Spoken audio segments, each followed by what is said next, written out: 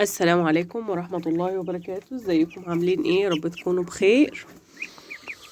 الحلوين دول الحمد لله يعني صحتهم كويسة، بس انا لاحظت ان الحمام بتاعهم متغير شوية، يعني رايح للون البني وشعرهم بدأ يقف. ماشي، شعرهم زي ما انتوا شايفين كده واقف، وحاسة ان العمر يعني او حاسة ان هما هيبدأوا ما يزيدوش.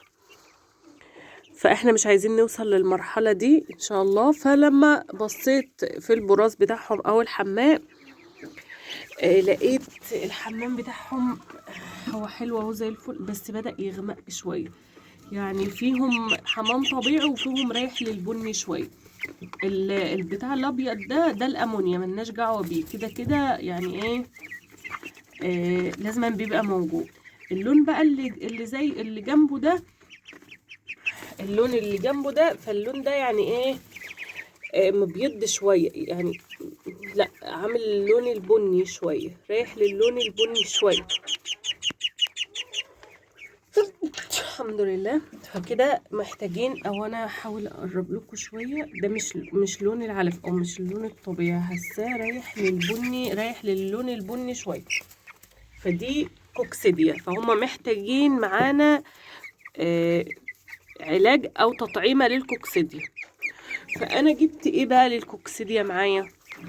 لقيت علاج يعني جميل جدا ومفيهوش فترة سحب. يعني لو فراخ كبيرة وعايزة حاجة سعرها كويس ومش محتاجة فترة سحب، يعني مثلا تحطها النهاردة، يعني تحطها النهاردة تذبحي بكرة. ماشي، هو ده. ماشي، عايزة اوريكم ان هو ملهوش فترة سحب. فترة السحب اهي لا توجد. فالازازة دي جميلة جدا. ولو فراخك كبيرة وفي العمر الكبير وانت حاسة انها هتذبحي منهم، او اتزنقتي وعايزة تذبحي وانت حاطة منهم، هتحطي عادي، مفيش اي مشكلة.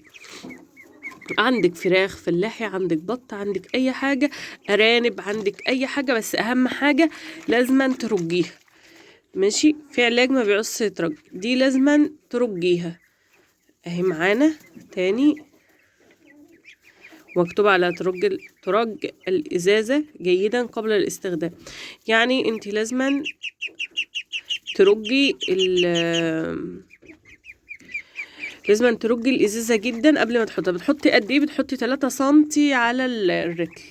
فانا جبت لهم التطعيمه دي عشان ما يخصوش ويتبهدلوا مني، واللي عملته يرجع تاني. البط ده اصلا بيدخل، احنا كنا مربينهم مع بعض العمر اسبوع كده، بس انا حطيته ونقلته في مكان تاني.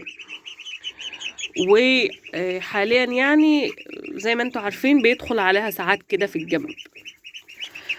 اتفقنا ان احنا كده اما بس قبل بقى الكوكسيديا والكلام ده اللي لازم يتعمل، طالما موجود عندي كوكسيديا لازم ان اللي يتعمل قبل العلاج، كمان قبل العلاج انا هاخد العلافات دي والسقايات وهمسكها اغسلها جدا، اغسلها كويس جدا، وبعد ما اخلصها غسيل همسكها بميه على كلور واكب عليها واسيبها تنشف شويه في الشمس.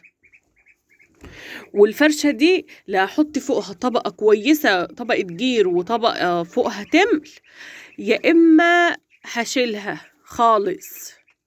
ماشي، بس احنا مثلا عشان في السقعة مش عايزين نشيل، بنعمل طبقة كبيرة، بنعمل طبقة كبيرة فوقها من التمل.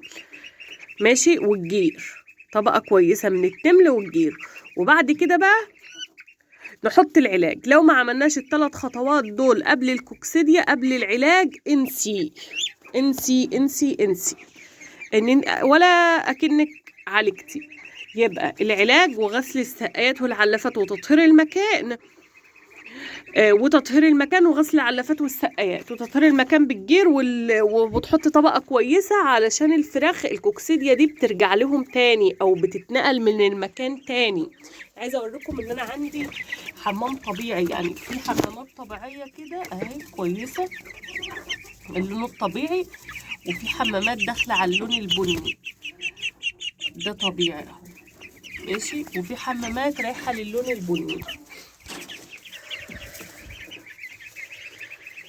وده علاج الكوكسيديا بكل اختصار. يعني لو عايزة اي معلومات عن تربية الفراخ اكتبي لي في الكومنت وانا هعمل لك فيديو او هرد عليك. والسلام عليكم ورحمة الله وبركاته.